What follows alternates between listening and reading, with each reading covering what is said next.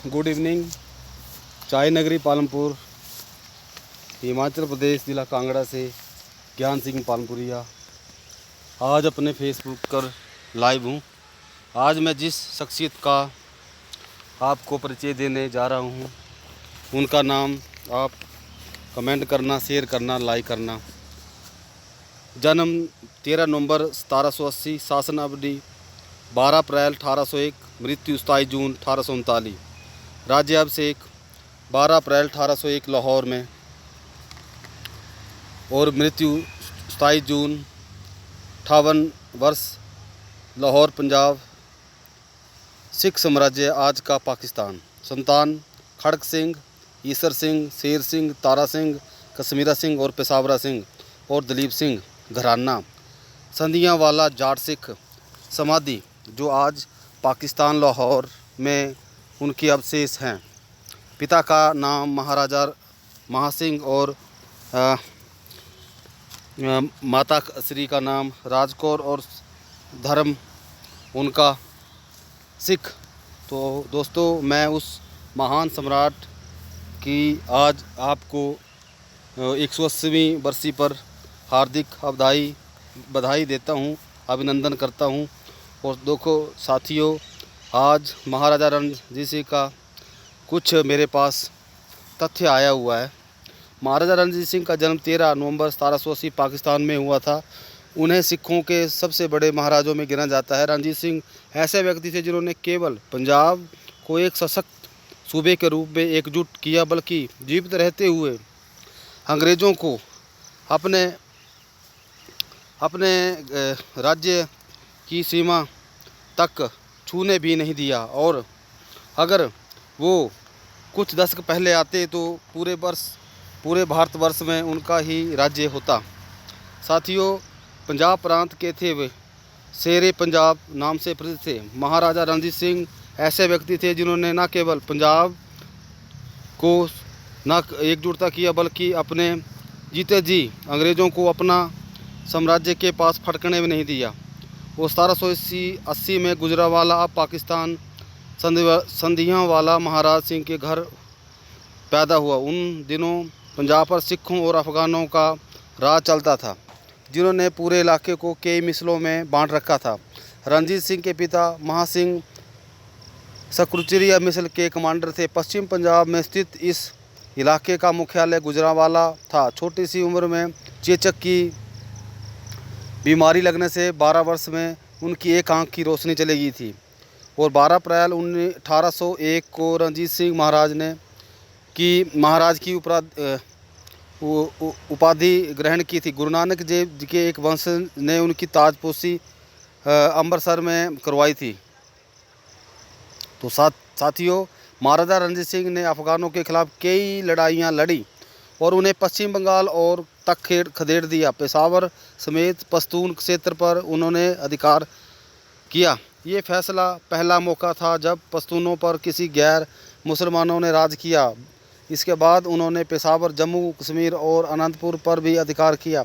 पहली आधुनिक भारतीय सेना सिख खालसा सेना, बात थोड़ा गौर करने की है।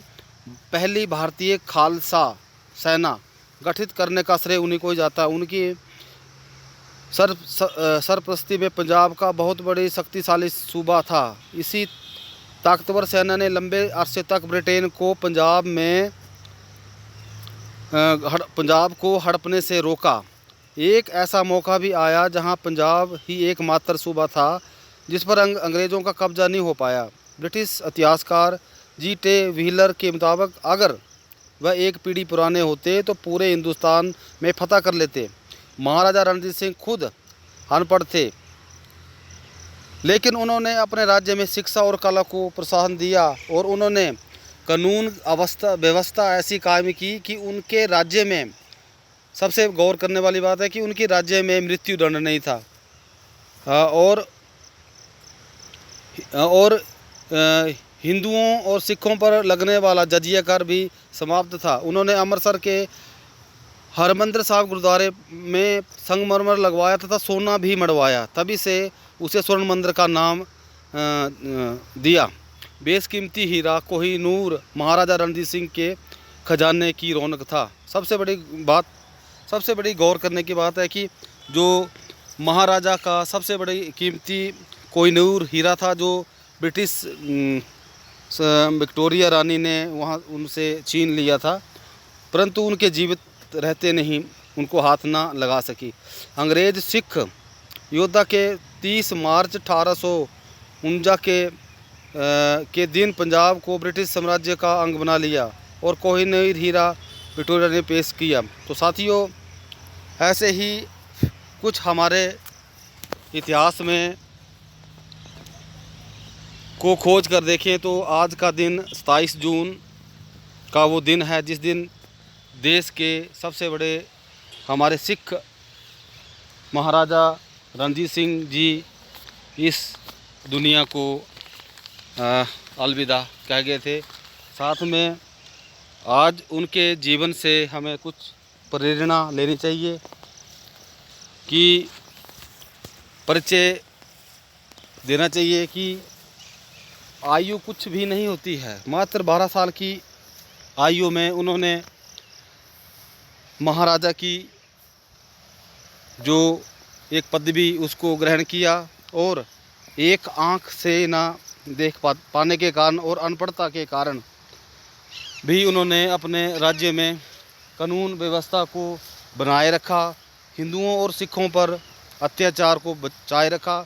लगभग अपने राज्यकाल में उन्होंने अंग्रेज़ों को अपनी सीमा को छूने नहीं दिया और साथ में सिख खालसा की जो फौज है उसका एक सुव्यवस्थित ढंग से निर्माण किया। साथियों, अपने शब्दों को मैं विराम देता हूं क्योंकि समय शाम का समय है, कुछ रोशनी भी कम हो रही है। मेरे इस चैनल को सब्सक्राइब करना, लाइक करना, शेयर करना और कमेंट करना। अगर मेरे से कुछ उनके बोलने में कमी रही होगी तो एक छोटा भाई और दोस्त समझकर माफ़ करना, क्योंकि ये एक प्रोफेशनल मेरी वीडियो नहीं है और ये धन अर्जित करने का भी कोई माध्यम नहीं है कि वीडियो में मुझे कोई पैसा मिलेगा। ये थोड़ा सा लॉकडाउन का असर है दोस्तों। समय आज किसी के पास भी नहीं है। जो हमारी अमूल्य धरोहर राजे महाराजा बड़े बड़े राजा महाराजा हुए, जिनको आज भारतीय इतिहास में कुछ धूमिल होते हुए नज़र आ रहे हैं। तो साथियों, आज हमें प्रत्येक एक दिन को देखना चाहिए, सुनना चाहिए कि आज 365 दिन एक वर्ष में होते हैं और प्रत्येक दिन किसी देश को निर्माण के लिए बनता है। मैंने पहले भी जिक्र किया हुआ है कि प्रत्येक दिन किसी एक देश को बनने के लिए एक मिनट और एक सेकंड इस भारतवर्ष को निर्माण के लिए लगा है। तो साथियों, हमें प्रत्येक दिन अपने